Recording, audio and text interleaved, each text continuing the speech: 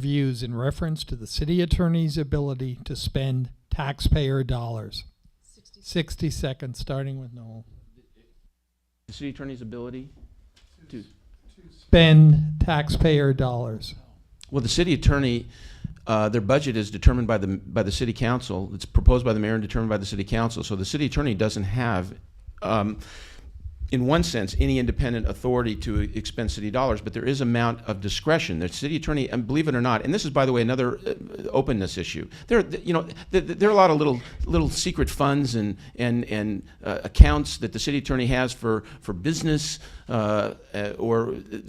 To that extent, I think the controller needs to come in and identify for the people what those accounts are, how much is in those accounts, and where the money is basically being used for. So I'm not sure of the context of the question as far as a broad or a narrow, but there are funds that the city attorney can expend. And again, part of a performance audit, part of a thorough financial audit, which will educate the city attorney and educate the people. And then from there, we're in a position to hopefully get a better, use of funds. Nuge?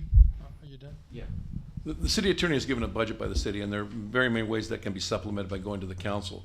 The bottom line is that in terms of spending money, I invite the controller to come in and audit the way we do our job. I have an MBA and I've taken accounting classes and and a law degree, but I'm not the smartest guy on earth, and I invite an extra set of eyes.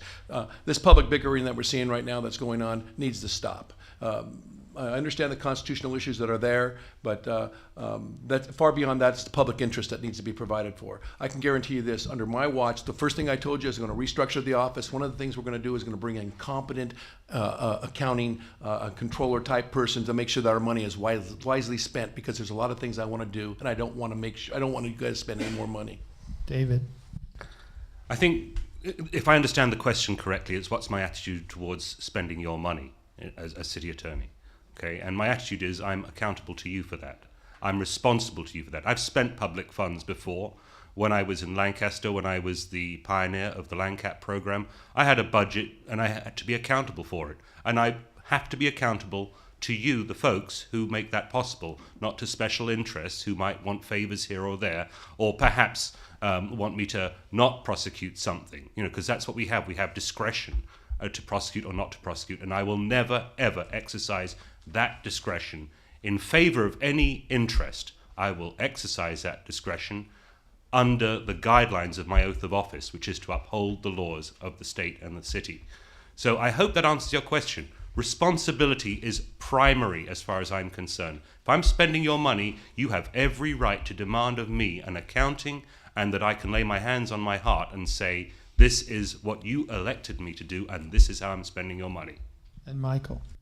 I interpreted the question the same way that David did. I think if you want to look at my attitude towards spending your money, all you need to do is look at my campaign reports, and you'll see what a small percentage of my campaign contributions has actually gone towards supporting overhead and staff. I've run a lean and mean campaign operation because I remember that it's not all my money that's running my campaign. It's money of supporters, hard-working people like yourselves that have had faith in me to support me and get me this far. And it's with that attitude that I will run the city attorney's office. I won't treat it like a piggy bank to be raided whenever possible. You have to guard your pocketbooks at all times.